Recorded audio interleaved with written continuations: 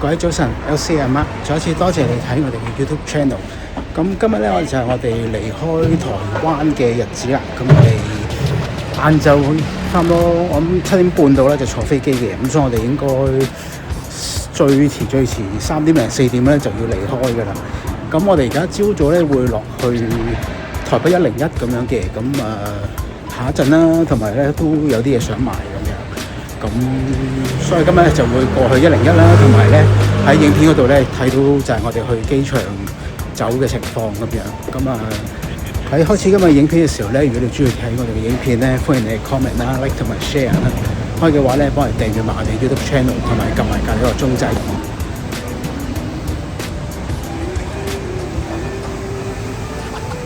通常未熱山丘咧，應該香港人都好熟悉。咁一般都會買鳳梨酥啦。咁但係其實我哋自己咧就中意食佢嗰個蘋果酥多啲。咁蘋果酥咧就好多代售店都冇嘅，嗰啲銷售店都冇，咁淨係喺翻眉山嗰個門市先有。咁所以最近我哋咧就101啦，咁所以我哋就過嚟呢邊買。呢個係我個人推薦，大家可以試下。最近喺台灣都係爆紅嘅一間伴手禮啦、餅店啦，佢哋賣嘅嘢咧幾適合嘅。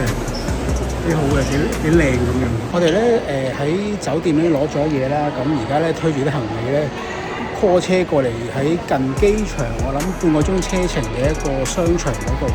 咁點解咧？因為咧我太太就訂咗啲廚具咧，本來經香港一個 YouTuber 開嘅一個代購啦，台灣代購咧訂嗰啲廚具，咁但係咧就好似 final 唔成功，唔知係唔見咗啊，定係遺失啦，定係訂唔到啦嚇，唔知啦。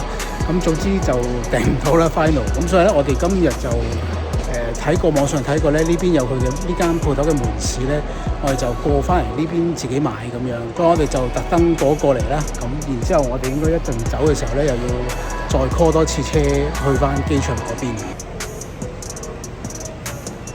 介紹大家應該好多人都食過喎，呢隻係蚵仔煎味嘅薯片啊！好好食嘅呢